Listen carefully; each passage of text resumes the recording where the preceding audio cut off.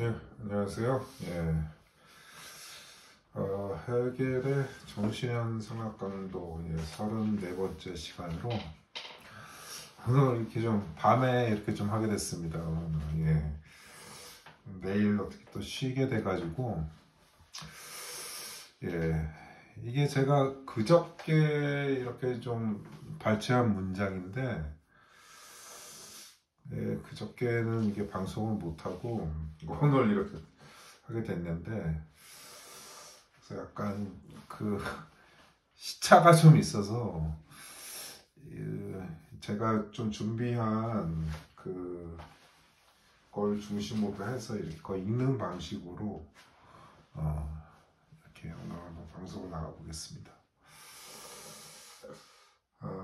오늘 나가는 문장은 계속 이제 관찰하는 이성 그 부분을 계속 이제 이어서 계속 하고 있는데 그 관찰하는 이성에서의 그 유기체적 전체 그 자연이라고 할 수 있죠. 이런 자연이라고 하는 거를 이런 거를 하나의 이제 관찰하는 이성은 이런 유기체적 전체를 온전히 파악할 수 없다. 뭐 그런 의미의 논의를 하고 있는 그런 문장이라고 보시면 되겠습니다. 한번 강도가 일단 나오겠습니다.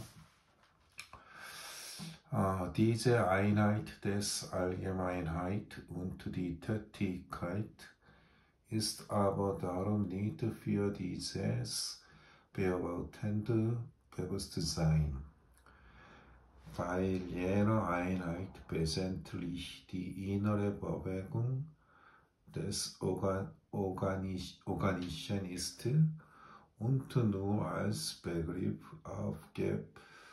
aufgefasst werden kann. Das Beobachten aber sucht die Moment in der Form des Sein und Bleiben, und weil das organische Ganze wesentlich dies ist, die Momente nicht so ihm zu haben und nicht so anfinden zu lassen. 이 뒷문장이 좀 어려운데요. 일단 한번 번역을 해보겠습니다. 이러한 보편성의 통일과 그 활동은 유기체를 말하는 거죠. 그런 것은 이러한 이제 관찰하는 의식에게는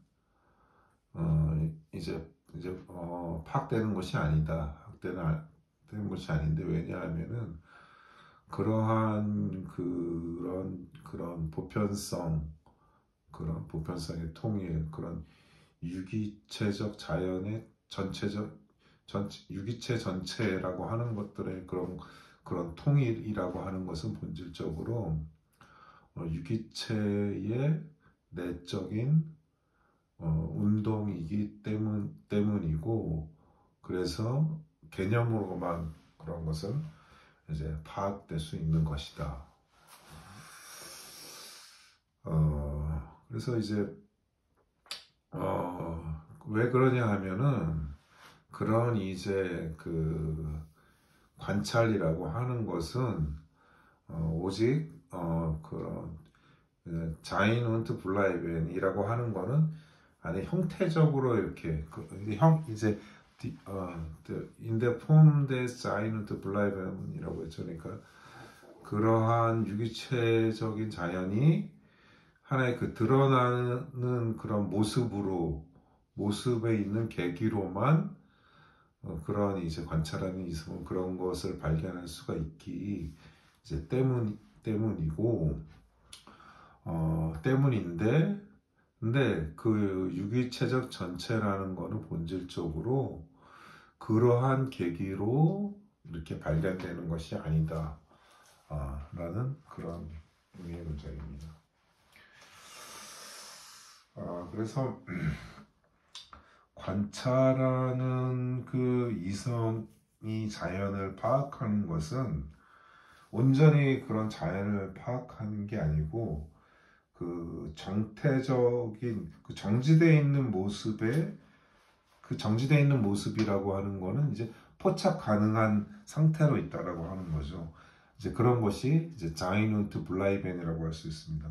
그래서 그러한 상태로 있는 정태적으로 있는 것으로만 이제 관찰하는 이성은 자연을 파악할 수밖에 없다는 것입니다.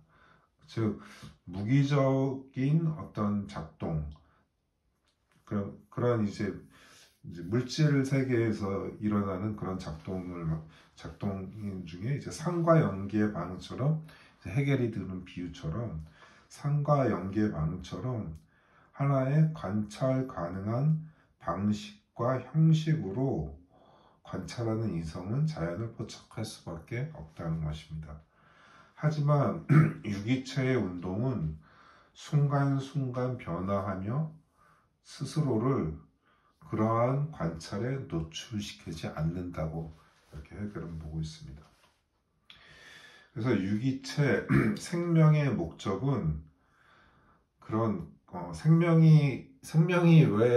생명은 무슨 목적으로 있는가, 이런 것들은 관찰 가능한, 우리가 사실 그런 거는 생명의 목적이라고 하는 거는 관찰 가능한 게 아니잖아요. 그냥 상식적으로 생각을 해도 그런 목적이라고 하는 거는 다분히 이제 인간이 개념으로 만들어낸, 뭐 어떻게 보면 상상일 수도 있고, 그것이 뭐 개념 파악일 수도 있고, 그게 개념적인 인식일 수도 있고, 이제 그러한 생명의 목적론이라고 하는 것들은 그런 거는 이제 관찰 가능한 영역에 있는 것이 아니라 이제 이성 자체적으로 구성된다라고 하는 것입니다. 사실 이러한 생각은 상당 부분 칸트의 규제적 이념과 유사한 설명이라고 할 수 있습니다. 그러니까 칸트의 규제적 이념이라고 하는 것은 특히 이제 실천 이성 비판과 판단력 비판 부분에서 나오는 건데, 그러한 이성의 어떤 실천적인 그런 작동이라고 하는 것들은 그런 게 자연에 있는 게 아니고, 그거는 이성이 스스로 만들어낸 하나의 목적, 도달해야 될 지점으로 이제 규정을 한다고 하는 거죠.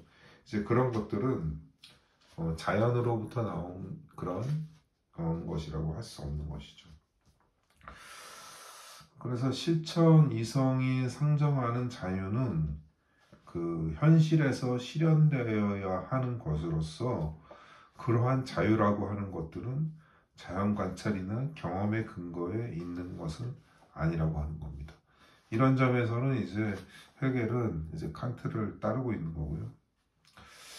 뭐 사실 뭐 예를 들어서 이런 걸 볼 수 있죠. 우리가 기본권, 뭐 정치적인 기본권 같은 걸 예를 들어 본다면, 뭐 기본권에는 뭐 이제 참정권, 언론의 자유, 뭐 집회 결사의 자유, 뭐 이런 것들이 있는데, 그런 것들은 사실 원래 자연에 있는 건 아니잖아요. 예. 그렇게 볼 수 있는 거고. 사실 뭐 이거는 다분히 그런 어떤 사회적인 그런 자유뿐만의 맥락에서뿐만이 아니라, 이제 토마스 쿤의 이제 과학혁명 구조에서 말하는 과학의 발견이라는 거는, 그것은 결국에는 이제 패러다임의 어떤 변화의 산물로 보는 걸로 이렇게 쿤은 말하고 있거든요. 그러니까 패러다임이라고 하는 거는 하나의 사태를 조건 짓는 하나의 과학적 담론의 이제 틀을 말하는 것인데, 여기에는 다분히 이제 세계관, 세계를 어떻게 바라보느냐의 어떤 그런 시각도 상당히 작용하고 있다고 볼 수 있습니다. 즉 아무리 객관적인 과학이라고 해도 일정한 세계관의 바탕에 있을 수밖에 없다라고 하는 그런 의미가 있습니다. 아무튼 이렇게 어떻게 보면은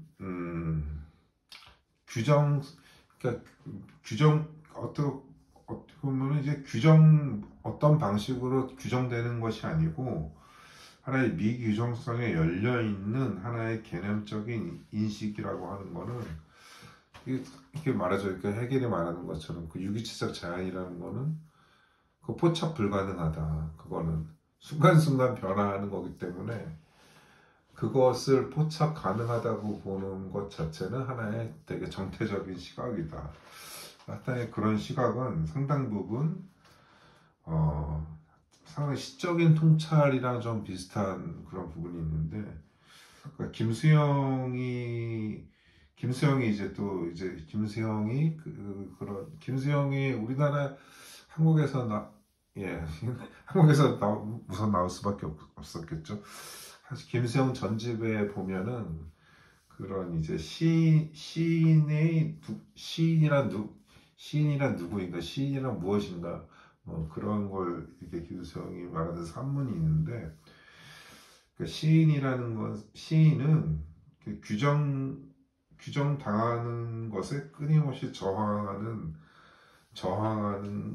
운동을 이제 시인으로 보는 이제 그런 산문이 있거든요. 그러니까 어떻게 그 어떤 시적 통찰이라고 하는 거는 특정한 방식으로 규정되는 것에 벗어나는 그런 것이 이제 김수영이 말하는 시적 통찰인데, 이런 부분은 상당 부분 해겔이 얘기하는 그런 유기체적 자연이 정태적으로 파악될 수 없는 그런 존재라고 하는 것, 그런 부분과 상당히 유사한 지점이 있다고 이렇게 봅니다. 오늘 준비한 건 여기 이 문장이고요.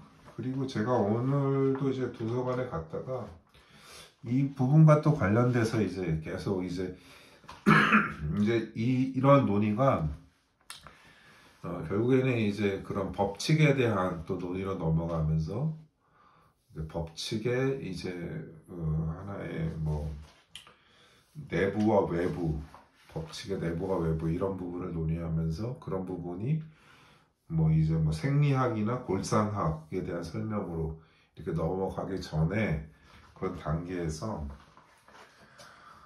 뭐 아무튼 이제 뭐 이런 관찰하는 의식에 대한 비판을 이제 이어가는 논의인데, 거기에서 이제 유기체적 자연의 하나의 특성으로 해겔이 드는 세 가지 특성이 있는데, 갑자기 생각이 안 나네요. 그게 근데 그러니까 뭐 우선 생각나는 수용성, 자극성 내지 흥분성, 그다음에 이제 재생선, 생식성이라고 할 수 있겠죠. 그러니까 유기체적 자연이라고 하는 거는 수용성, 뭔가를 이제 받아들인다고 하는 거죠. 그다음에 흥분성 또는 자극성, 이제 거기에 대해서 이제 반응을 한다는 거고, 재생산이라는 거는 자기 자신을 복제를 한다는 거죠.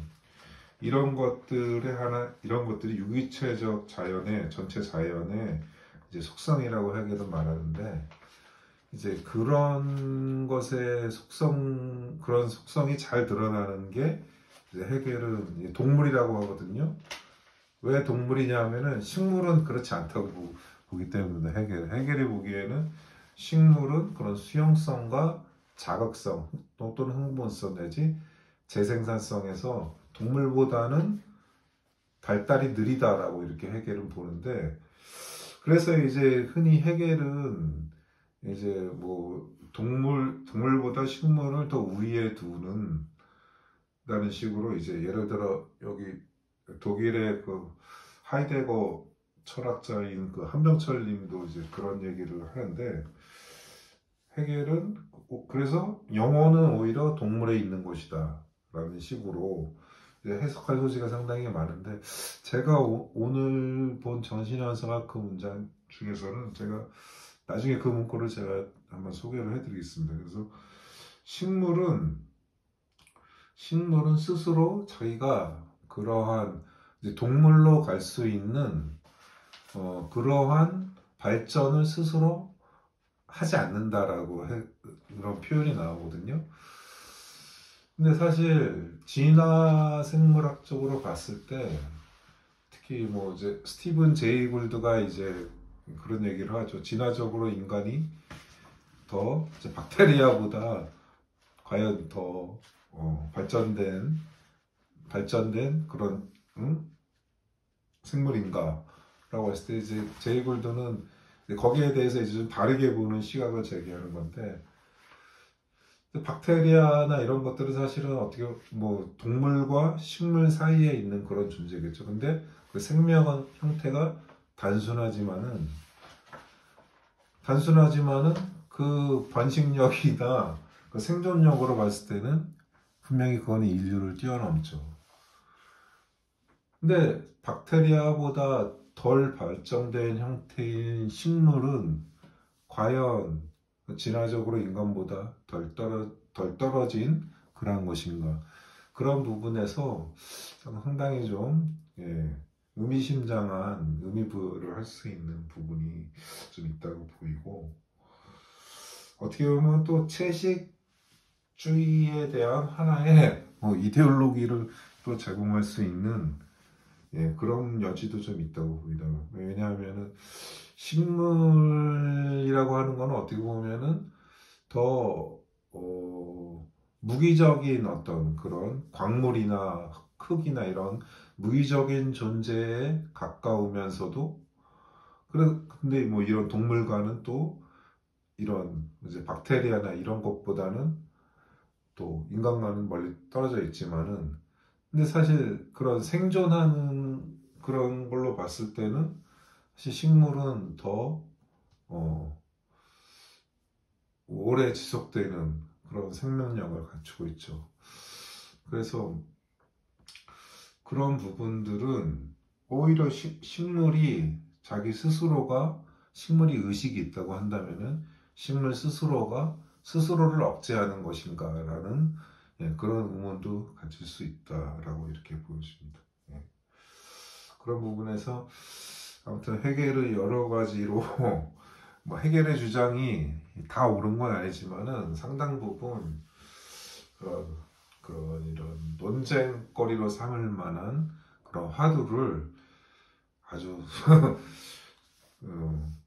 폭발적으로 이렇게 좀 이렇게 제기하는 저서가 이제 그런 정신현상학이라는 그런 생각이 오늘도 또 들었습니다. 오늘은 여기까지 하겠습니다. 감사합니다.